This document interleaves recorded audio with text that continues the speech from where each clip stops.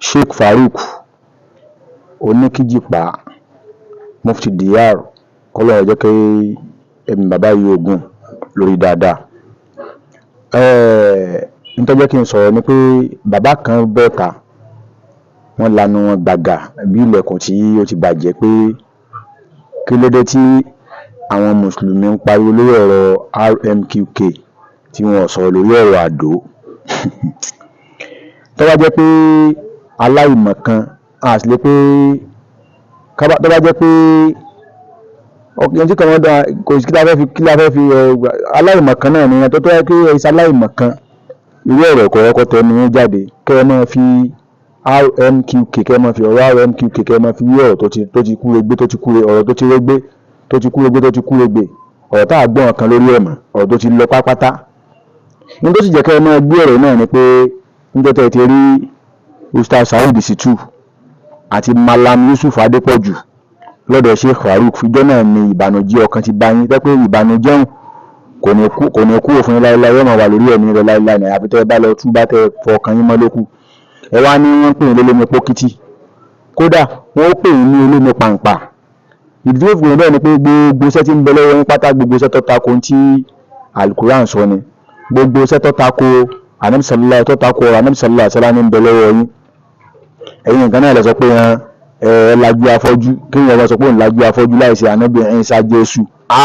Ojú ò tiẹ̀ tì yín ẹ tún wá bọ́ta ẹ wá ní Sheikh Farouk kíní kan àwọn ẹ̀sọ̀ lórí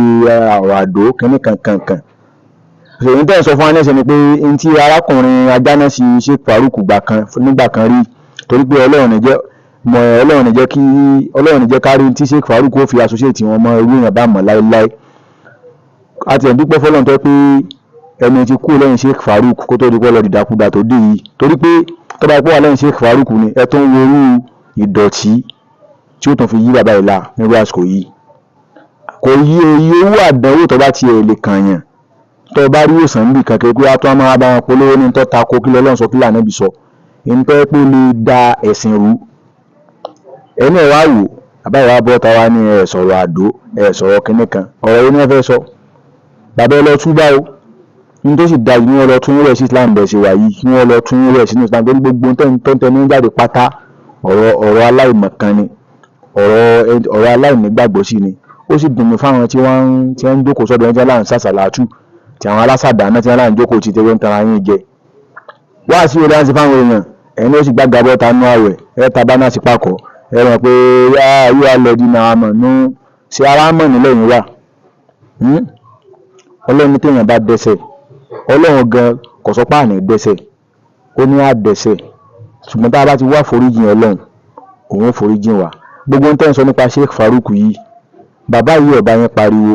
wọn ò sì bá yín jiyàn wọn ọ̀bá yín jẹ̀lú lókótó kódà ìgbà kẹta sọ pé ó jèèyàn ò jèèyàn bàbá yìí ò jiyàn.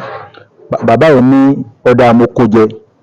nínú àwọn aburú tẹ́yìn ti wá sọ tẹ́yìn ti sọ àwọn nǹkan ńláńlá àwọn ọ̀rọ̀ gba bàtà ti dàwùjọ ẹ̀sìn rú tẹ́yìn ti sọ mélòó lẹ́yìn ti padà kó jẹ́ ń bẹ̀. Ẹlòmíràn mọ̀ pé bí ọmọ Yorùbá kí ló lára Sheikh Farouk kò sí ẹ̀kan tẹ́yìn ojú pé mo kó jẹun ní tọ́jú ní ọ̀rọ̀ fọ́ fún ọ̀rọ̀ ni pé èmi ò tí ì ráfà àkànlẹ̀ Yorùbá yìí tó lè bọ́ ta gbangba pé ọ̀rọ̀ tí mo sọ yìí mo kó jẹ sẹ́yìn lè sọ bẹ́ẹ̀ tó bá pẹ́ lè sọ bẹ́ẹ̀ pẹ́ lájú afọ́jú ẹ kẹ́ bọ́ ta gbangba kẹ́ mọ́ gbára yín létí ní kẹ́ sọ pé ẹ kó jẹ láì sáwọn ànábì Ọlọ́run jákujàku lẹ́ ń sọ ẹ mọ́ tẹnu bọ́rọ̀ ìmọ̀ o ẹ mọ́ sọ̀rọ̀ ìmọ̀ o bàbá olómi pókítì ẹgbẹ́ ọkùnrin bẹ́ẹ̀ tẹ́ bá kú sórí ẹ̀rọ mọ́jọ ń tàn yín àtúbọ̀tán yín ò lè dá o àbúkẹ́ ẹ̀rọ kẹ̀kẹ́ wà lọ túbá pátápátá ni o ẹ̀ ń dá ìlú ẹ̀sìn rú o tẹ́yìn náà bá sẹ́ pé ẹ̀yin náà sì ń ṣe RMQK ní ọjọ́ àìtè mọ̀ kẹ́ẹ̀tẹ̀ yẹn kú ní Islam ẹ̀ tẹ́yẹ̀ ṣe mùsùlùmí tẹ́ bá ń ṣe RMQK kẹ́ẹ̀ sì gbọ́ dáadáa gbogbo ẹni tí bá wà láàrin ìjọ RMQK bẹ̀fọ́lọ́ ń búra wọn ti kúrò ní mùsùlùmí tí ẹ̀ bá wà láàrin RMQK tó bá ní mùsùlùmí lòun ń parọ́ ni o òpùrọ́ ni o kì í ṣe mùsùlùmí o kò jù báyìí lọ o bàbá olómi pókítì ẹ lọ túbá lọ́wọ́ Sheikh Farouk o ó dàbọ̀.